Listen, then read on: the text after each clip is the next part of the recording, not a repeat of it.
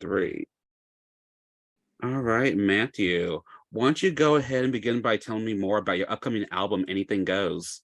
Absolutely. So, first of all, thank you so much for having me. Of course. And yeah, my new album, Anything Goes, is out April 14th. I'm really excited about it. It's a bit of a new endeavor for me, taking on some of the great jazz standards.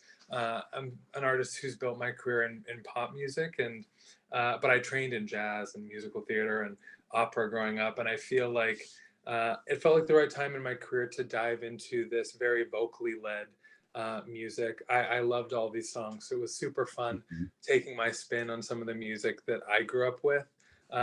We also have a original song on the record, so trying to write something that fit in with this project was Mhm. super exciting.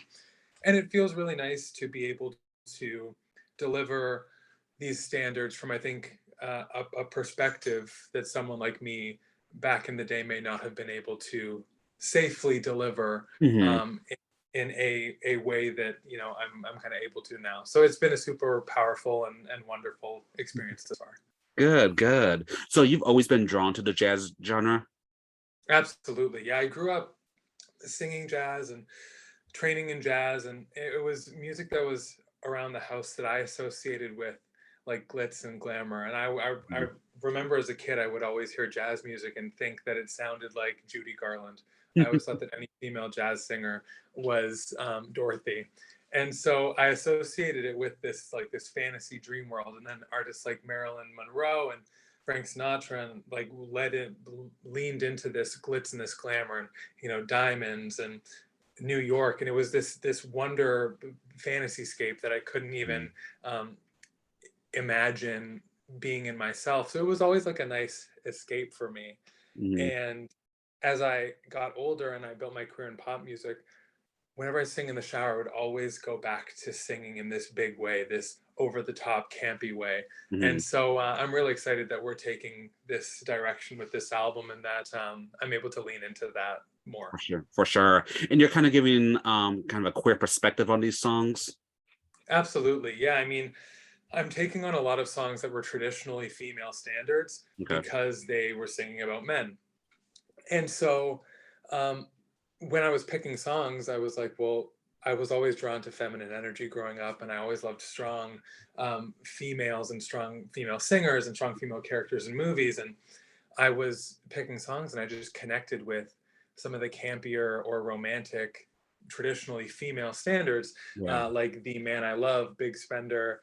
The original song that we wrote is called "My Boy," and I felt like there were moments in my career where I felt like, or whether I was told or I received feedback that I had to not sing love songs towards, he, him, male, Mhm. towards anything that gave away, that sort of outed myself in the song. And I feel like I'm at a point in my career now and in my life and in my adulthood where I'm like, no, I'm gonna sing the music that's authentic to the life that I live, Yeah. that's authentic to the experiences that I have as a gay man. I love being a gay man. I'm so proud to be a gay man. I love loving men. I think that it's awesome. And so I was really excited to lean into those authentic experiences for me and take some of these songs that, are from the 30s, 40s, 50s that, queer people were around forever, but would they have been able to sing these songs? I don't know. And so for me, I'm doing this for them. I'm doing this Mhm. for all of the little kids that are going to listen and want to see someone like themselves. I wish that I would have had this record growing up. So it was a super powerful thing to be able to sing these songs from my honest perspective. Mhm. Yeah, for sure. That's awesome. And yeah, that was kind of my next question was going to be like, how did you pick and choose what you wanted to include on this album? I mean, there are thousands of jazz hits, but you have like Moon River, A Big Spender, Don't Rain on My Parade. Oh, how did you choose these songs specifically? Absolutely. Yeah. So it started with a big master list and it went through, all of the songs that I grew up listening to, all the songs that I sing in the shower, Mhm. some songs that I trained in musical theater as well. I think that musical theater and jazz they go so hand in Yeah. hand. Mhm. And I wanted a big showstopper at the end. So we chose Don't Rain on My Parade. And when I chose it, I was like, great, I love that song. And then we started getting into it and I had to start singing it and I was like, wow, that was a big choice. So, but it was a wonderful challenge. It was super exciting to take that on, and I wanted to make sure that there was a scope, that there weren't two songs that sounded exactly alike, and Mhm. I wanted to make sure that there was a love song, and songs that leaned a bit more jazz, songs that leaned a bit more musical theater. I wanted to be glamorous and glitzy and campy, but some honest, nice, subtle moments also. So Mhm. I wanted there to be songs that people were familiar with if they only knew jazz through like, you know, the greatest jazz hits, and if they only knew jazz through like Christmas music and Disney music, which is how Yeah. most people are introduced to jazz music. I wanted there to be something for those listeners that they knew was familiar, and I wanted there to be something for jazz traditionalists that were a bit more avant-garde or like Mhm. out of left field choices. So tried to hit all aspects with it, and it was really fun to sing all of those different styles and subgenres. It was super, super thrilling. Mhm, for sure, great. And you recently released the first single from the album, a take on George Gershwin's "The Man I Love." How has it been Yes. received so far? It's been great. I was very nervous going into this release because obviously I'm changing genres. It was a bit of a switch. I think that a lot of my listeners and my supporters have followed along with me because of my voice, but I only know that in hypotheticals. So putting out this song was definitely nerve wracking. It's nerve wracking to try anything new.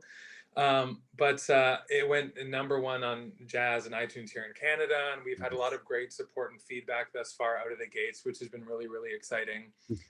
We have a lot of great, shows coming up this spring and summer, so it's nice to receive this. We had good radio play here in Canada, like right out of the gates, so it was really wonderful to see the jazz community welcome me into it. It Mhm. was wonderful to see my listeners enjoying this new yeah road that I'm walking down. Yeah, So right. it's been, and the record, I've been working on it for so long now that it feels strange Mhm. because the record starting to roll out was always this thing on my dashboard, but it wasn't approaching, and now that it's actually here and I'm in the middle of it, and we've started, it feels like a bit of a whirlwind. So it's been super, super exciting. Awesome. So let's go back and talk a little bit more about the original song that you wrote, "My Boy." What can you tell us Yeah. about that? So the album started originally as a tribute to the Great American Songbook. It was 7 songs and they were all covers. Mhm. And I was like, okay, I'm gonna do, all these standards. I'm gonna put my own spin on them. And my manager called me one day after I sent him the demos that I had tracked and my vision for the project, and he said, "You should really do a original song on the record." And I said, "On the Great American Songbook tribute project, you want a original song on that?" He said, "Yeah, just write something that'll fit in." To which I countered. I said, "You want me to write something that's going to fit in with the best songs of all time?" I was like, "Great, no problem." And it was a bit daunting, as not only for that reason, but I've spent my career writing primarily in pop music, and I think that I understand all the inner workings of jazz, but I'm someone, until I prove it to myself, I don't know for a fact. Yeah. So I called my co-producer and collaborator and musical director, Ben Dunnell, who was in Europe at the time, and he was in Paris. And I said, we have to do a original song on the record, and I think I would love to do something that's campy and glamorous, and something that I think Marilyn Monroe would have sang. Mhm. And he sends me a voice note the day after that with a chorus idea that he tracked at a train station. He didn't have a piano at the hotel. So he went into a train station. Like a lot of the train stations in Paris have public pianos. Yeah. And he started writing this idea in public at this train station in Paris and sent me a voice note. There were like a train ding dongs and everything happening in the background. And he sends me this chorus, and I felt so inspired by it.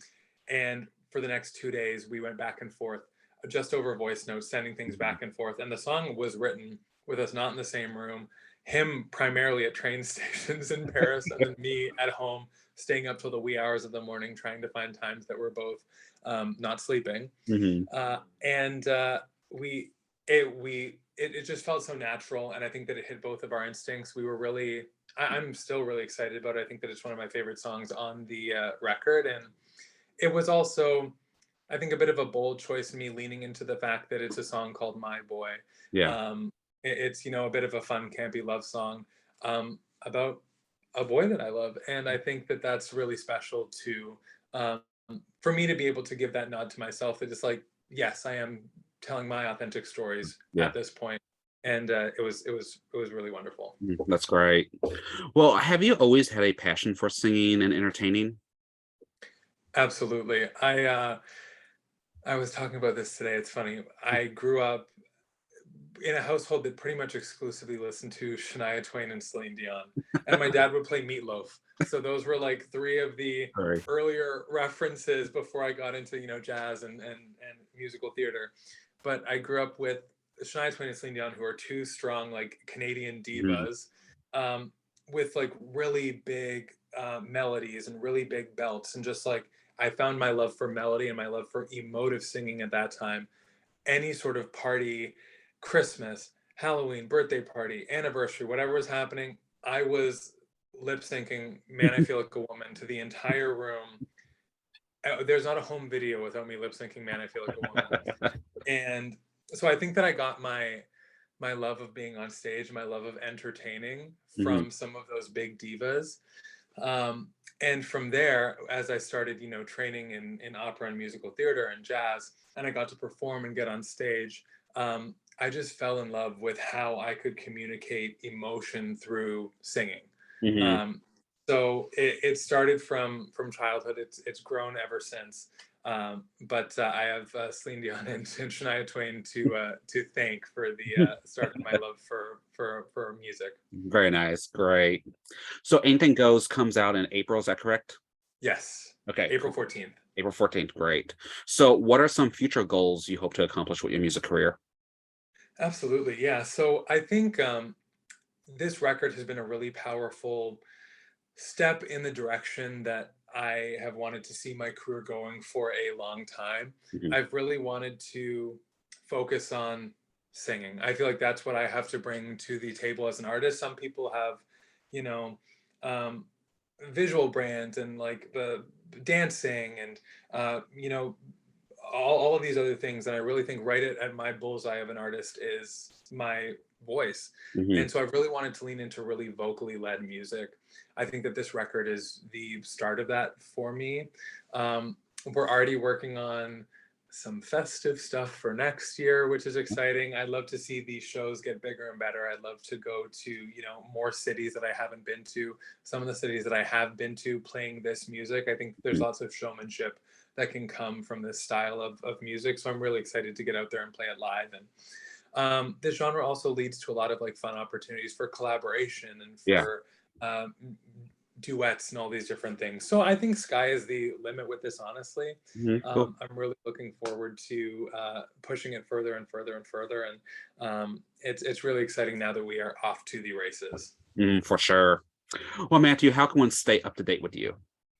Absolutely. Yep. So please feel free to say hi on social media. I am at Mathew V Music on all social media. Only one T in Matthew because my parents forgot one. But if anyone finds it, let me know. But for now, it's just the one T in Auntie. Matthew. I'm always on social media saying hi. So please feel free to let me know what you think of the music, and I would love to chat with you. Fantastic. Well, then before we wrap up, are there any other upcoming projects or anything else you'd like to mention or plug at this time? I think we have lots of more singles coming out from this record. Anything Goes is out April 14th, and I want to thank you so much for making time for me and having this chat and for asking such wonderful, thoughtful questions. Of course, thank you. We appreciate you being here.